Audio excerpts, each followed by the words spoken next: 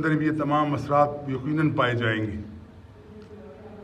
لیکن بہتر شخص کون ہے جو اپنی اس غلط مجلس کا اثر اپنے اوپر نہ لے بلکہ اپنا اثر ان کے اوپر ڈالنے کی کوشش کرے. مقصد یہ نہیں ہے کہ کوئی شخص اگر اللہ تعالیٰ نے اس کو دین توحید کی سمجھ عطا فرمائی ہے وہ اکیلا ہو کے بیٹھ جائے کہ لوگوں کا معاشرہ بہت خراب ہے، دوست خراب ہیں، برادری خراب ہے، میں علیحدہ ہو جاؤں. بلکہ چاہیے کہ وہ اپنا اثر ان کے اوپر ڈالنے کی کوشش کرے اور کوشش کرے کہ ان کے ساتھی جو ہیں جن کے ساتھ اٹھنا بیٹھنا اس کا ہے، جو پہلے تھا سوتا اب اس کو تبدیل ہو، اس کا اثر ان کے اوپر ہونا چاہیے. بالکل یہی چیز اگر ہم دیکھیں رسول اللہ صلی اللہ علیہ وسلم کے زمانے کے اندر کہ اللہ کے رسول کی رفاقت، اللہ کے رسول کی دوستی کن لوگوں سے تھی اور ان کے اوپر ان کا کیا اثر تھا. اس میں سب سے اہم ترین نام، معروف نام اللہ کے رسول کی دوستی کا جس نے حق ادا کر دیا. اور حقیقت یہ ہے کہ اللہ کے رسول کا ایک پردہ اس شخص کے اندر نظر آتا ہے کہ وہ تمام خوبیاں جو اللہ کے رسول صلی اللہ علیہ وسلم کے اندر موجود تھیں اس کا وہ عکس نظر آتا ہے اس شخص کے اندر جس کا نام نامی ابو بکر صدیق رضی اللہ تعالیٰ عنہ ہے. ابو بکر صدیق رضی اللہ تعالیٰ عنہ عمر کے اندر اللہ کے رسول سے تقریباً 2-3 سال کم و بیش وہ چھوٹے تھے، ہم عمر تھے اور بچپن کے دوست تھے، تجارت کیا کرتے تھے اور بڑا ان کا تجارت کے اندر نام تھا. لیکن سلیم الفطرت تھے. اس سلیم الفطر ہونے کی وجہ سے رسول اللہ صلی اللہ علیہ وسلم کے پسندیدہ لوگوں میں شمار ان کا ہوتا تھا. ایک مرتبہ یہ کسی سفر کے اندر تھے، سفر میں تھے تو پیچھے سے اللہ کے رسول کے اوپر وحی کا نزول ہوا. اللہ کے رسول نے نبوت کا اعلان کر دیا. اللہ کے رسول کے یہ عظیم دوست اس وقت سفر کے اندر تھے نہیں تھے. لوگوں نے یہ سمجھا محمد کا ایک دوست ہے جس کا نام عبداللہ بن ابو قحافہ ہے، اس کو پہلے خبر پہنچائی جائے کہ تمہارا دوست نعوذ باللہ من ذالک اس کا دماغ پھر گیا ہے. کچھ قریش مکہ کے لوگ اس راستے میں جا کے ٹھہر گئے اور ابو بکر صدیق رضی اللہ عنہ کا انتظار کرنے لگے. کہنے کا مقصد یہ تھا کہ ان کو پہلے سے آگاہ کر دیا جائے کہ تمہارے دوست کے یہ فرامین ہیں، یہ وہ کہتے ہیں اور تمہارے قریش کے جتنے بھی مصدقہ عقائد ہیں ان سے انحراف کرتے ہیں اور سب لوگوں سے یہ کہتے ہیں کہ میں نیا دین لے کر آیا ہوں، میں اللہ کا رسول ہوں، میرے اوپر وحی آتی ہے. یہ باتیں پہلے سے بتا دی جائیں تاکہ وہ ہوشیار ہو جائے اور اپنے دوست کو سمجھا سکے. ابو بکر صدیق تک یہ لوگ پہنچتے ہیں اور راستے میں پہنچا کیا ہوا، کہنے لگے تمہارے دوست کا معاملہ یہ ہوا ہے اور تم ان کو سمجھاؤ کہ وہ اپنے قوم کے اندر اختلاف پیدا نہ کریں.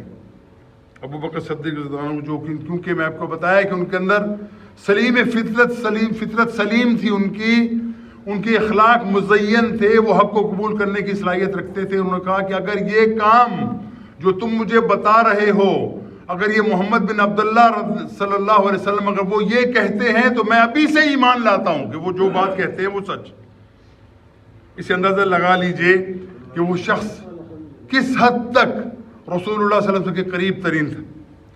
اور حقیقت یہی ہے کہ اللہ کے رسول صلی اللہ علیہ وسلم کی زندگی کے اندر کوئی لمحہ ایسا نہیں ہے جس کے اندر ابو بکر صدیق رضی اللہ عنہ کو ذکر نہ کیا جا سکتا ہو. ہر معاملے کے اندر سب سے پہلے اپنے ہم عمر لوگوں کے اندر اسلام قبول کرنے والے ابو بکر صدیق رضی اللہ تعالیٰ عنہ ہیں. اور دوسری بات ہے اللہ کے رسول فرماتے ہیں اگر میں کسی کو خلیل بنا سکتا تو ابو بکر کو بناتا.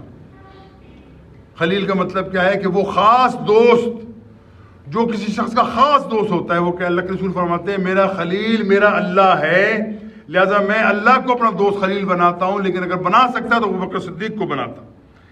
اس طریقے سے یہ بھی یاد رکھ لیجیے کہ رسول اکرم صلی اللہ علیہ وسلم کی زندگی کے اندر جب بھی کوئی مشکل وقت آیا ابو بکر صدیق صف پہلے اندر آپ کو نظر آئے. مکہ کے اندر جس وقت اللہ کے رسول نے دعوت شروع کی، آپ کو معلوم ہے کہ تمام قریش جو اللہ کے رسول کو انتہائی محبوب رکھتے تھے، لیکن جس وقت قرآن کی دعوت پیش کرتے ہیں، اللہ کے رسول کی یہ نبوت کا معاملہ چلتا ہے تو یہ سب زیادہ ان کے مخالف ہو جاتے ہیں. ان کے سگے چچا ابو جہل ہے، عتبہ ہے، شیبہ، یہ تمام لوگ اللہ کے رسول کی جان کے دشمن ہو جاتے ہیں. ایک مرتبہ اللہ کے رسول خانہ کعبہ کے اندر ہیں، وہ سجدے میں ہیں، کچھ کفار اشرار لوگ آتے ہیں، ان کے جسم کے اوپر اونٹ کی بڑی وزنی اوجڑی رکھ دیتے ہیں. اللہ کے رسول اس کے اندر دب جاتے ہیں. پھر ایک اور مرتبہ اللہ کے رسول جب سجدے کے اندر ہیں یا بیٹھے ہوئے ہیں، ان کی گردن کے گرد چادر کو لپیٹ دیا جاتا ہے، ان کو چادر کو بل دینا شروع کر دیتے ہیں کہ اللہ کے رسول کی آنکھیں ابل پڑتی۔ ابوبکر صدیق رضی اللہ عنہ بہت بھاگتے ہوئے آتے ہیں، پتہ کرتے ہیں، ان سے پوچھا کیا تم اس شخص کو اس لیے قتل کرنا چاہتے ہو کہ یہ کہتا ہے کہ میرا رب اللہ ہے؟ کیا اس کا جرم یہ ہے کہ یہ غریبوں اور یتیموں کی مدد کرتا ہے؟ کیا اس کا جرم یہ ہے کہ یہ بیواؤں کے سر پہ ہاتھ رکھتا ہے، یہ بھوکے کو کھانا کھلاتا ہے اور تمہاری آخرت کی فکر کرتا ہے؟ کیا اس کا جرم یہ ہے؟ وہ یہ حقیقت ہے کہ ہم کس کس موقع کے اوپر اللہ کے رسول کے اس عظیم صحابی کا تذکرہ کریں۔ اللہ کے رسول صلی اللہ علیہ وسلم کا ایک موقع ایسا ہے کہ وہ مکہ سے نکلتے ہیں، قریش مکہ نے تنگ کرنے کی حد کر دی ہے۔ ابوبکر صدیق ساتھ لیتے ہیں، گھر سے نکلتے ہیں، اور یہ ان کا سفر ہجرت کا سفر ہے۔ یہ پہلی ہجرت ہے جو اللہ کے رسول فرماتے ہیں۔ ساتھ کس کو رکھا؟ ابوبکر صدیق کو رکھا۔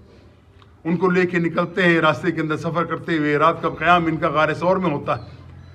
غار ثور کے اندر جب یہ آتے ہیں، رات کو قیام کا پروگرام ہے، پیچھے سے قریش مکہ کو پتہ چلتا ہے کہ اللہ کے رسول مکہ سے غائب ہو گئے ہیں، تو وہ کیا کہتے ہیں کہ فوراً ان کو پکڑا جائے، جہاں بھی ان کو پکڑا جائے تاکہ ان کو واپس لایا جائے، اور ان کو یہ دعوت جو یہ پھیلانا چاہتے ہیں، اس دعوت کے اندر مزید ان کو موقع نہ دیا جائے۔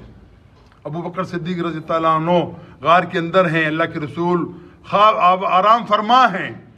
رسول اللہ صلی اللہ علیہ وسلم کی سر جو ہے وہ